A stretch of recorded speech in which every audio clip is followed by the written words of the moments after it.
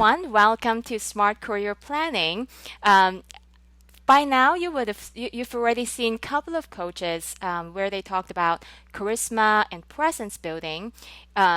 So I have with me today is a very special guest.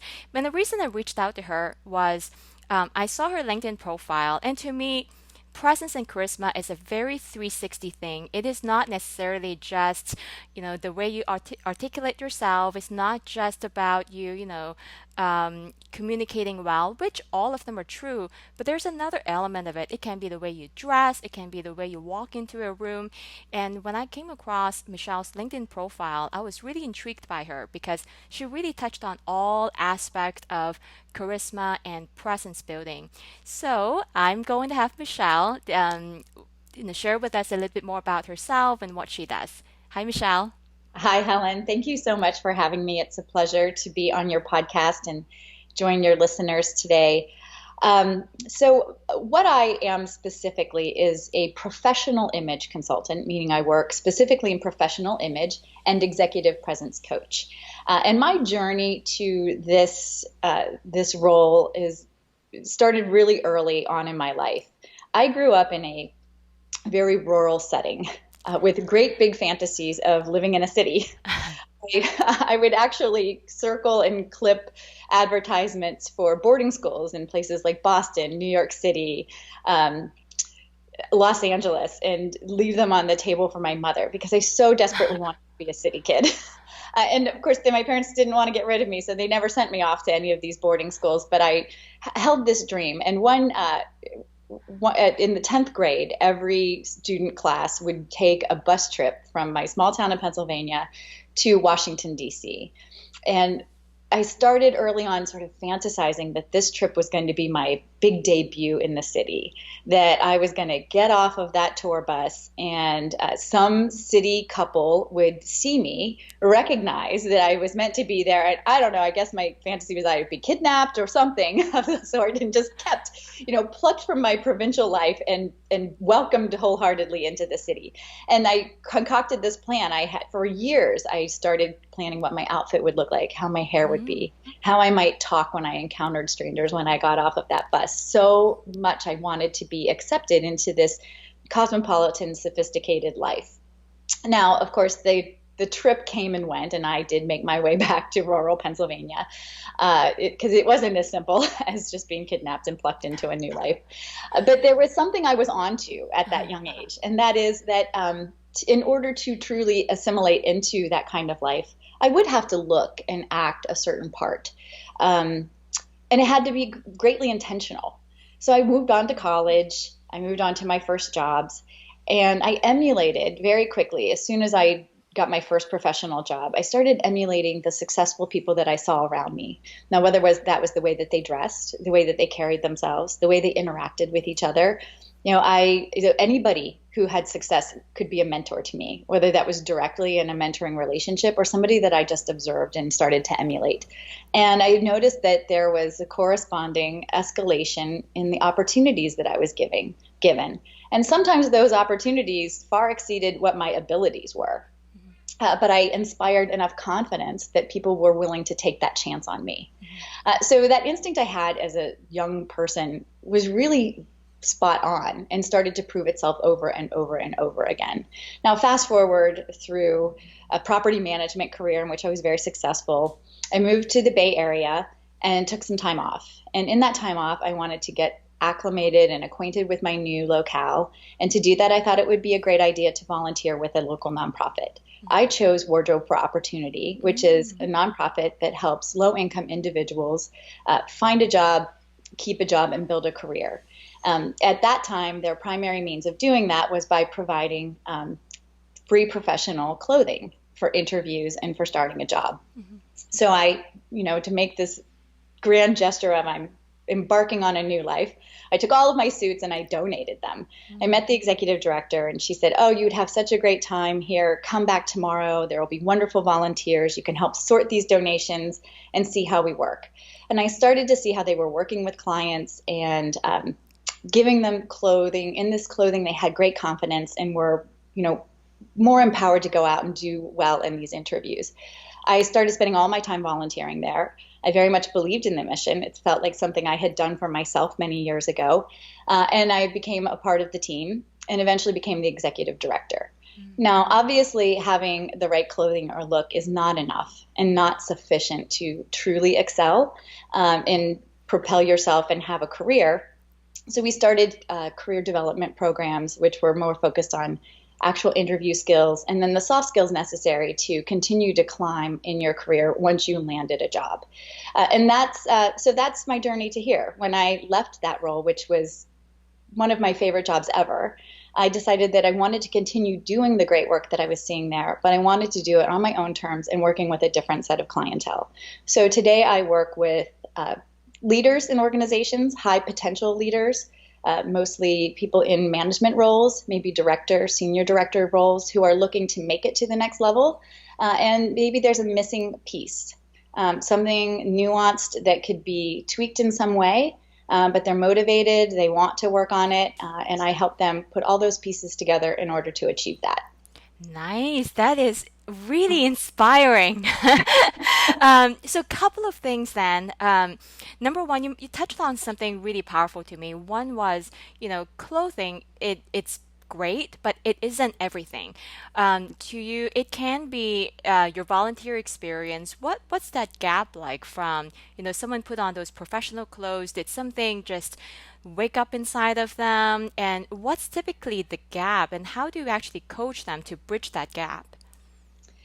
Okay, that's a good question. So I think in that setting, so in particular at Wardrobe for Opportunity, you know, we a lot of all of us, we have this thing that we know is essential to who we are and what we have to offer.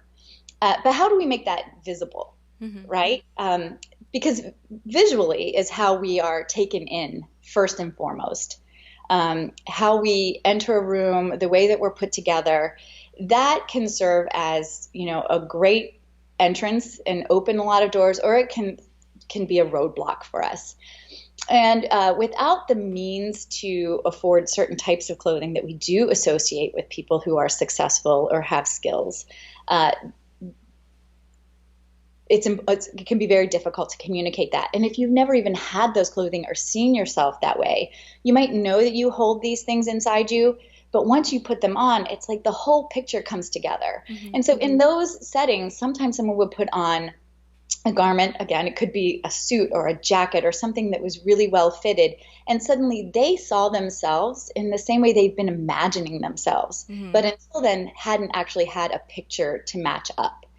And that is a bringing together sort of an idea and a reality, which has a lot of oomph, if you will. Yeah, absolutely. Now, how about the people you're coaching right now? Executives are executives, and some of them, they don't really see their needs. But in order for them to come reach out to you, they see a need. What are typically some of those needs that they identify, and that's why they reach out to you? That's a great question. So people come to me generally because of feedback that they've gotten directly, maybe in the form of a review. Maybe they have a terrific relationship with a sponsor in their organization or a really great working relationship with their boss who's very candid with them. Um, these are people whose skills are really not in question. They've made their way to a certain level in an organization because they have tenacity, they have the knowledge base, they have the skills. Um, but at a certain level, now the competition becomes about something else. It's about that little something extra that people bring to the table, something that people identify with very strongly, that gives them confidence, that draws them toward somebody, as opposed to creating some kind of hesitation. So sometimes they're coming to me because they've been told flat out, you need to polish yourself a little. Some are even told you lack executive presence. And Ah. then the call to me is, I don't even know what executive presence is. So we start there. Well, executive presence is a combination of things. The pillars of executive presence are gravitas, which is exuding confidence, showing teeth and speaking truth to power, having great communication skills. And that is not just in what you say, but how you say it. Hmm. And it's also an appearance. Commanding something through your appearance that shows people that you have yourself put together. And so the clients that I have who need to work particularly on that appearance piece, what I have found to be the biggest issues are a lack of attention to detail, maybe a sloppiness, a feeling of being a bit unkempt, which is generally a fit issue, and or just a lack of self-awareness, which is again a fit issue, but in the opposite direction. So unkempt generally comes from clothing that's too baggy, ill-fitting, and a lack of self-awareness comes from can be visually communicated through clothing that's too tight or a bit restrictive. So those are some examples of the kinds of appearance challenges that my clients might come to me with.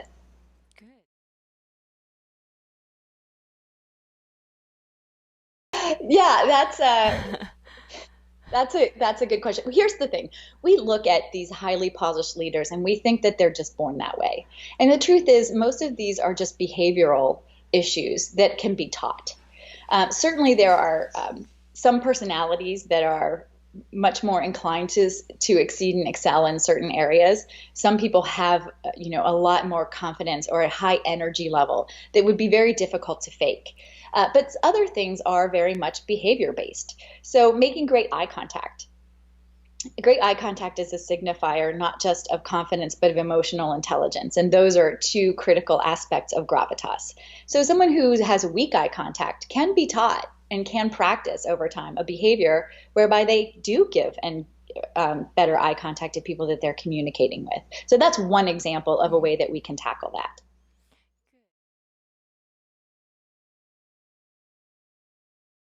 So, first, I would say that my clients and I go on what I call a success journey together. It's truly a success partnership. So, and that's what's special about a coaching relationship as opposed to a relationship with a boss or something, or even just a mentor. So, a mentor is somebody who you learn from their stories and maybe they give you advice, but a coach is there to give you really heartfelt, objective feedback with the aim of making you the success that you want to be. Like we are truly on the same team together.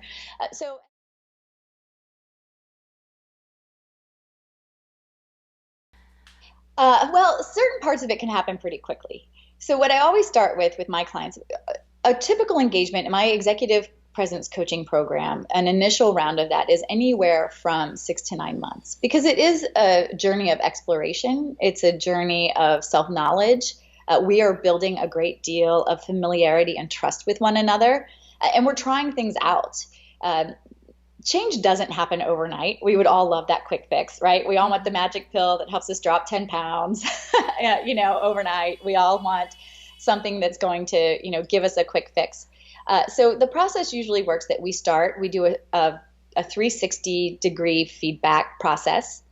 All great coaching really has to include some anonymous feedback that you get from other people because people aren't really seeing themselves the way that others do. And it's very important that you're able to understand how you're being perceived because our presence is a two-part system, right? Our image is how we mean to show up, how we want to be seen, but it's how other people are experiencing us. And their part, the part of the outsider, is much more critical to our success as having, in having a positive image than any intention that we bring to it. So we need to take that into account. So then we do that. We do an exhaustive process of, who am I? What qualities do I have that are on the inside that I know are critical, important? How do I feel I'm being perceived? And then matching that up to the feedback that we get.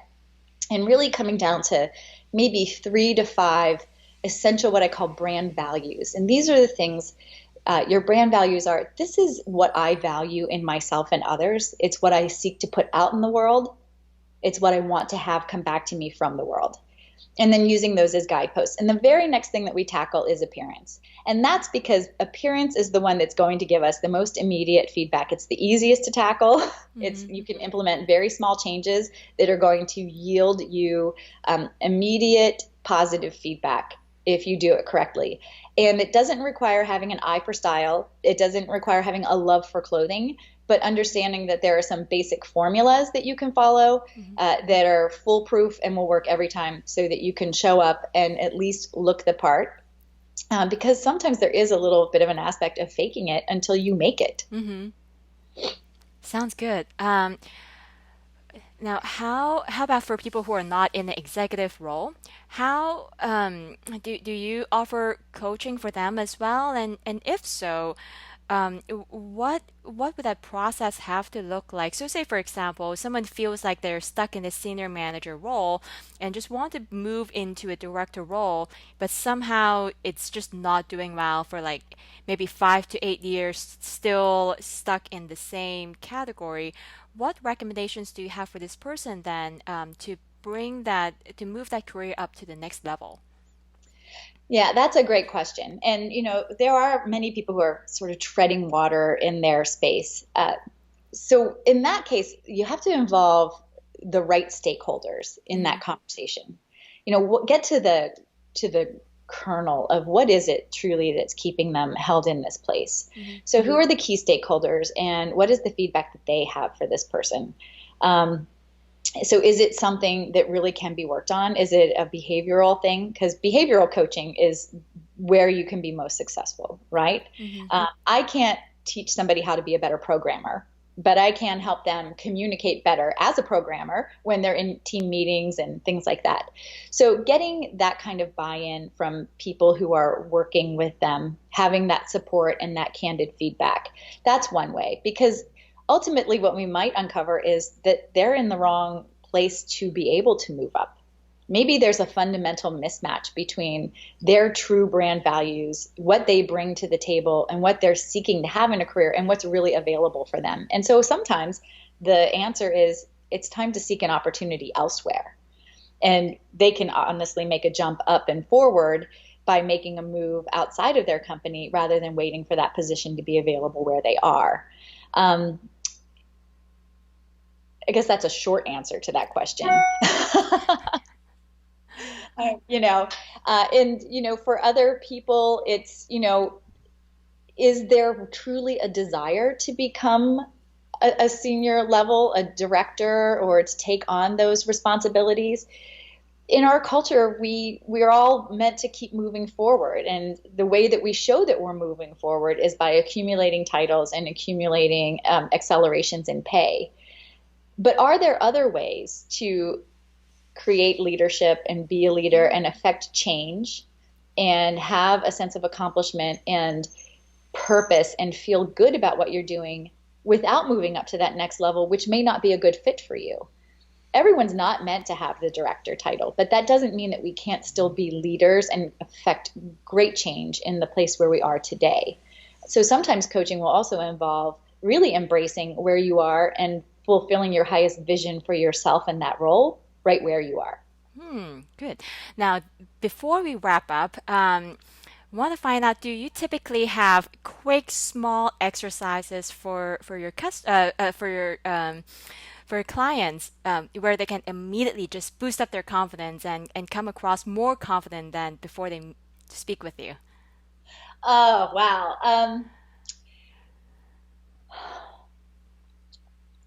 I have to think about that. So I do a lot of role playing with my clients. Ah. Have abundant opportunities to practice certain things. I do encourage my clients, no matter. All right, I'm going to back up a second. So Mm-hmm.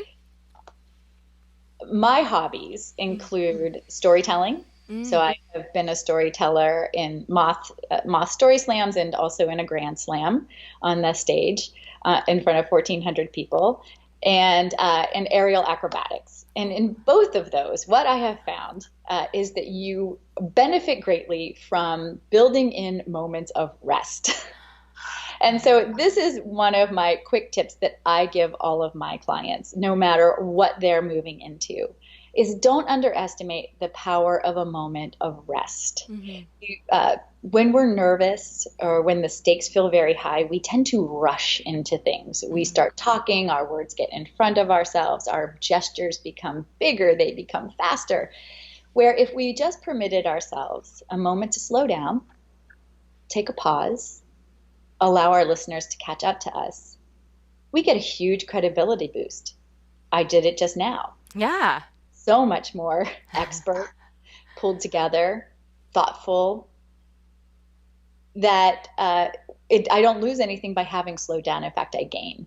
So I'm always using these corollaries of take a moment of rest. It's going to benefit you. So when you walk in to make that introduction with someone, extend your hand, shake, hi, I'm Michelle Augenstein. It's a pleasure to meet you.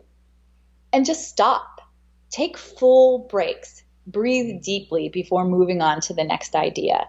That's one of the tips that I share with my clients, in particular around minimizing that tendency to roll over yourself when you're nervous and can go too quickly. That is a perfect example. I know when I speak with a lot of candidates, um, a lot of times they get in, it's not really trouble, but sometimes it really gives them away when I believe they get nervous and they say more than they should, and they provide information that does not flatter them at all. And the other thing too is we tend to talk faster than what we think we do anyways. So when we actually slow down, it does magically make us feel more, come across more intelligent, very composed, and have control over our environment. So good tips. Now, Yeah. for speakers, for the listeners who want to get a hold of you, want to learn more about your coaching, how do they get a hold of you? Well, my website is www.cornerofficeimage.com, and that is the best way. There's a form you can fill out that you can check off the things that you may be interested in, whether it's public speaking coaching, what I call an instant upgrade, which is I do offer a small package that is really just appearance based, like it's grown up granimals, if you will. I'm going to teach you a formula so that you can exude that polished image visually. Um, any kinds of things you might be interested in, you can check off on that form, and I'll get back to you right away and set up a discovery call so that we can explore the best way that we could work together that will propel you fastest towards your goals. Sounds good. Thank you so much for your time. Thank you, Helen. It's such a fun time to talk with you. You have such great energy, and I'm really excited to be on your podcast. Thank you. Thank you.